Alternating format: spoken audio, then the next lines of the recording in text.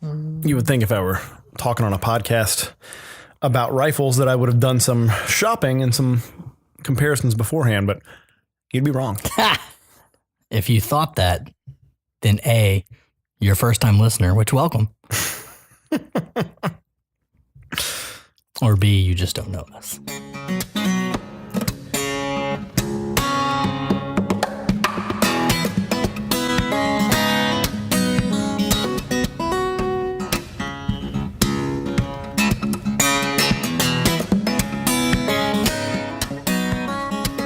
Welcome to the Camo and Hooks podcast. This is Mike. This is Luke. And we're going to talk about guns. You. Ooh, man. But not like the way most podcasts are talking about guns. No, no. We are, man, there is a minefield here currently. Hot button issue. We are going to tiptoe around it. Yep. Well, you'll be happy to hear that I am not considering buying an AR-15. Okay. I do not feel that would be a useful gun for me at all in terms of hunting. Fun to build? Sure. 100%. Fun to shoot? Absolutely. 100%. Oh, yeah. Very much so. But no. Necessary for you at this juncture? No. I don't think the pigs are armed yet. Not yet. Not yet. I'm not saying it won't happen. They are an invasive species. They are very, they're hardy and creative. Yeah. They may develop thumbs and fingers soon. Right. And I'll eat those delicious thumbs and fingers. Then we have a Bebop Rocksteady situation. I went deep for that one. Ninja Turtles in the first minute of the podcast. Whew. So we're not going to be able to hunt with katanas and bow staffs. Even right. So we are going to have to look at projectile weapons. So let's talk about, you have a hunting rifle that has served you well. It's fired true. Absolutely. And what are you shooting? I am shooting an Interarms 270. Interarms. I'm not familiar with that manufacturer. Well, it's a brand. Right. A brand, not a manufacturer. Right. It was the rifle was actually given to me by my in-laws shortly after I married my wife. So it finally started paying off. Yeah. So it's it's a hand-me-down, but it shoots like a champ. I think, to date, I'm at like 9 deer with that thing. So she works. Yep. It's doing the job. Mm-hmm. Now, I was about to say no reason to upgrade, but there's always a reason. Yeah. I mean, what if you find something really cool? Yeah. I mean, that's a reason. What if there's a cool caliber I don't even know about? Yeah. What if But I mean, from all the research I've done, because I did, once I started really getting into hunting, I did start looking up some other stuff and different rifles and different calibers. But from everything I can tell, the 270 is all I will need here in Texas for sure.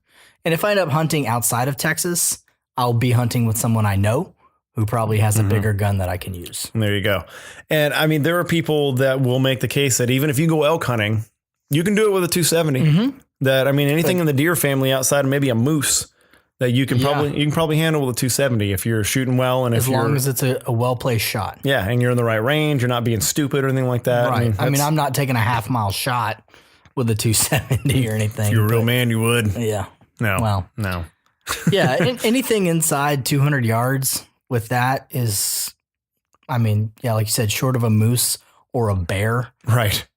Which I don't know how much desire I have to hunt bear. Yeah, I've eaten it. Not yet. It's all right. Well, and there's a lot of other check boxes I want to check before I get to bears. Sure. So. And I mean, I think part of hunting, there's hunting predators is a whole different deal. And I feel like there is a psychological component to that is totally valid and understandable, that it's a different kind of challenge.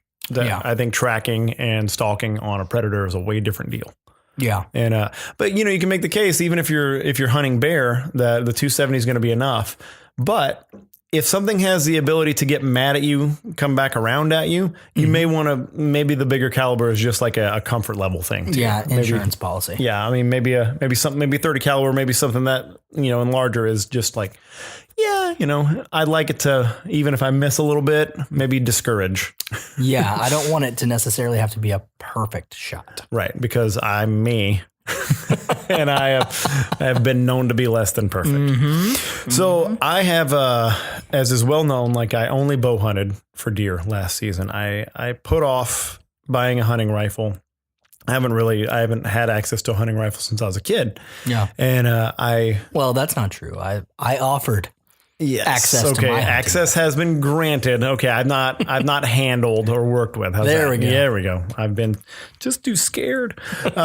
So I really committed myself to the bow, and I've now kind of changed tack, and I really want to become more of a generalist, and I want to have the ability to more efficiently put meat in the freezer. So I am in the market for a hunting rifle. It seems early, I understand, but deer season's only 8 months away. And if you haven't shot a deer rifle in 20 something years, right, you need to start doing your research, right? Figure out what you think works for you. You need to go to the store and just handle some. Yeah. What's comfortable, right? Because they're all different shapes and different sizes. I'm a special, unique snowflake, so things are going to be. I have to really get it dialed in for me. Yeah. Find out which shade of pink rifle is the best for you. Pink digital camo, just off the top of my head. Yeah. Yeah. Not that he's been thinking about it. No. But yeah, you got to figure that. And then, a lot of rifles come with scopes. If it doesn't, you got to check out scopes and see what you want to do for that. Even if it does come with a scope, you need to figure out if you want to upgrade the scope, right? Because there's always a reason to upgrade. And then you got to get that sucker sighted in and get comfortable shooting it, because just like a bow, the shot needs to not be what you're thinking about. Right. The physical act of shooting the gun. Like my ability to shoot should be the last thing I worry about. Right. What you need to be worried about is, the aim. Right. The physical pulling of the trigger needs to be second nature. Yeah. And it's, every gun shoots differently. Like you want to be surprised when you squeeze the trigger, right? It's squeeze, not pull, and that kind of stuff. So you need to get this gun, you need to get to a range and get comfortable with it. The rifle I have now, I've had since 2011. I've shot it so many times. I still go sighted in every season just to be safe.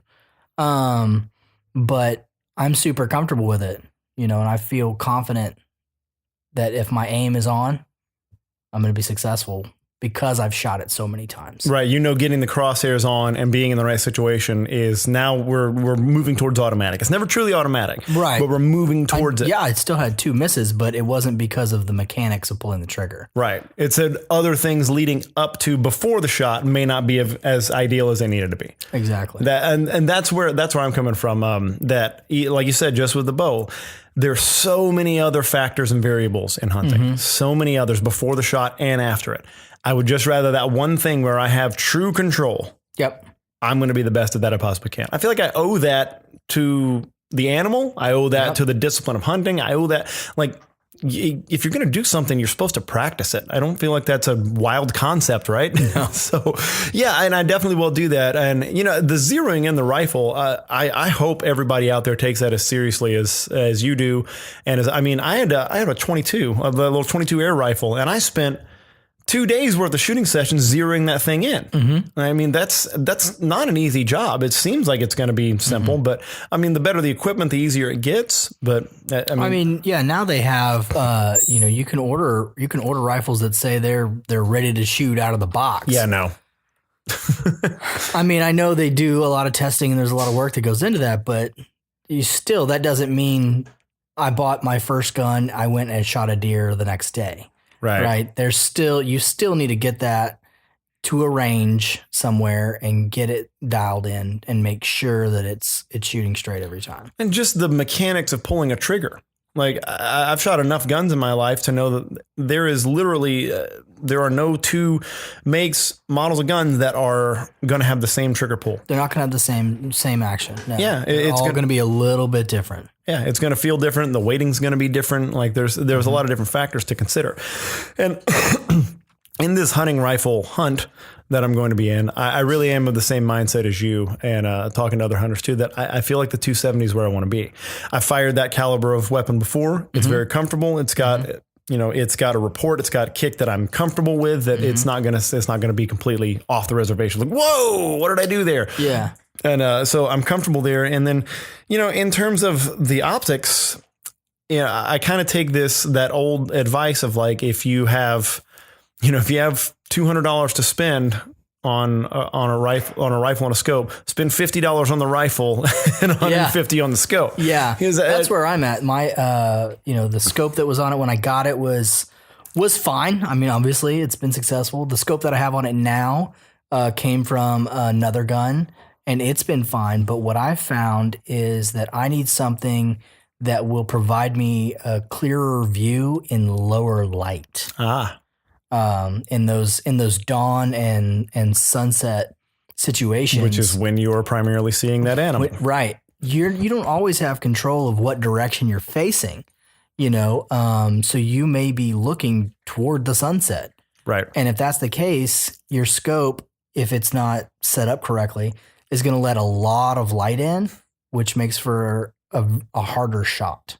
So what is the solution there? What kind of optics exist? Like, I guess, what is the technology that exists to fight that? I'm not smart enough to say or well-versed enough to say. Yeah. I plan on this. That's something that I'm going to shop for this season. Is it something that I have to have? Again, no, I shot 3 deer this year. But it's something that I would like to have to increase. Am I going to bring that up every podcast? Probably. Yeah, I mean, I would. Especially the fishing ones. Yeah. But I was fishing. I shot 3 deer this year. So it's not something that I have to have, but I will say that number could have been higher had I had a higher quality scope. There are deer that, I saw it in the scope.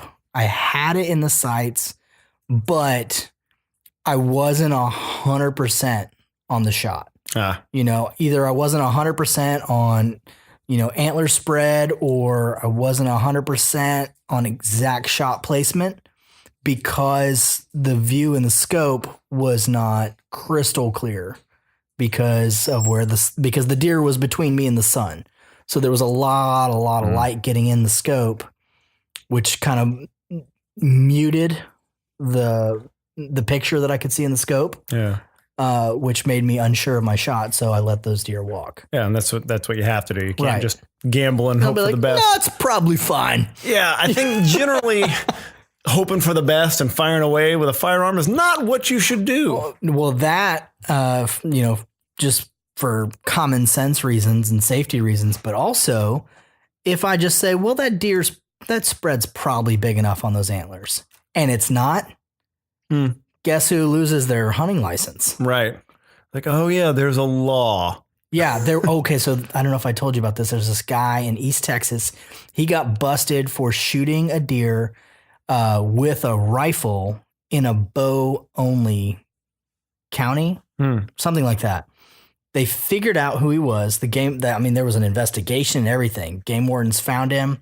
And his sentence is that this judge sentenced him. I swear this is real. Welcome to Texas, y'all. This guy cannot buy a hunting license for like 5 or 10 years. And every weekend during deer season, from Friday to Sunday, he has to check himself into his local jail. He has to spend every weekend during hunting season in jail. That is extremely Texas. Yeah. Wow. Like, it immediately conjures images of a judge that's wearing boots and has like a pistol and an old time like gun belt. That is, and it's not unrealistic too, that it's East Texas. So and the polo he's wearing under his robe is real true. You know what that judge did? He just removed some competition is what he did. Exactly. He's like, yeah. Now, where's your lease, son?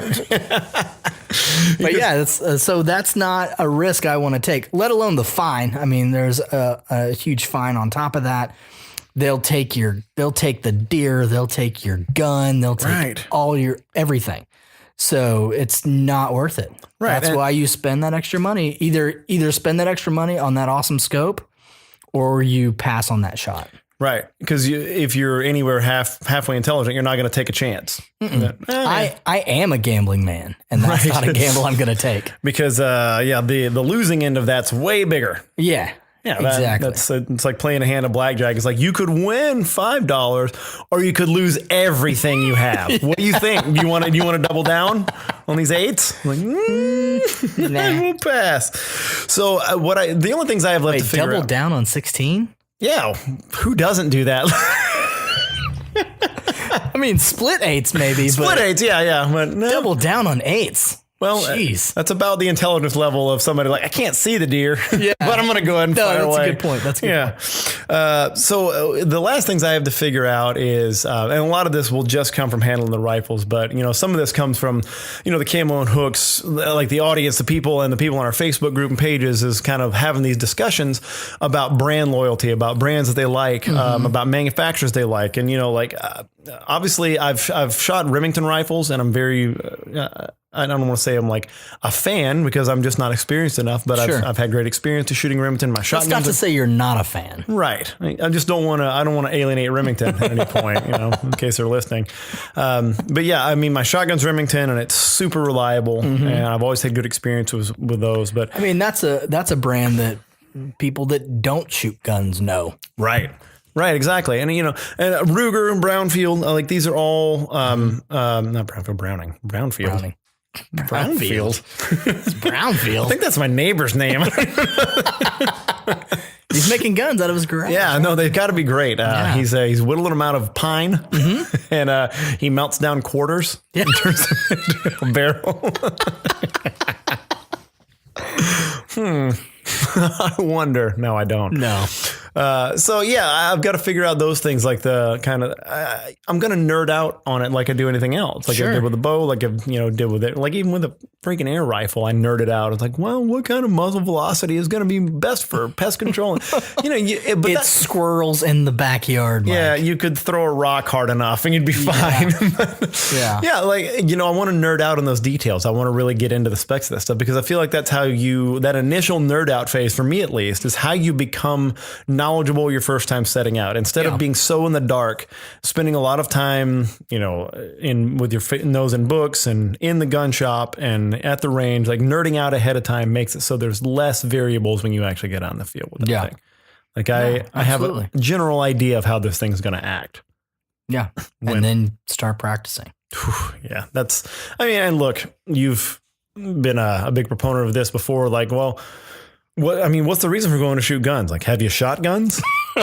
Like, It's a lot of fun. yeah. So that's not like a thing where it's like practicing, multiplication tables. Right. It's a big stick, go boom. And that's pretty neat. And Yeah. that's a fun thing to practice. So I am looking forward to that part of it. And we should, if it weren't so darn noisy in those gun ranges, we could take a microphone in there and just record ourselves talking. But I don't know how good of a podcast that would be. No. Every third word, boom, boom, boom. What? Yeah. And I don't know that these are rated. We should go to an outdoor range though, and we could do a podcast. That would be fun. And I need to get some turkey practice anyway for spring turkey hunt coming up. Mm-hmm. We need to go shoot some skeet too. Man, If we want to be serious wing shooters, we need to start shooting skeet. I'm a serious wing eater. Shoot skeet. I can eat a lot of wings. Does that translate? Mm-hmm. It does. Oh, are you just humoring me? Yep. Yeah. Okay. I'll take it. Yeah. All right. That'll do it for us this time. We will give you guys some updates about how successful or how unsuccessful I am in finding guns that fit me. And hopefully, my goal is just to get something you don't make fun of me for. No. All right. It's going to be tough. Oh, yeah. All right. We'll talk to you next time, guys. Bye.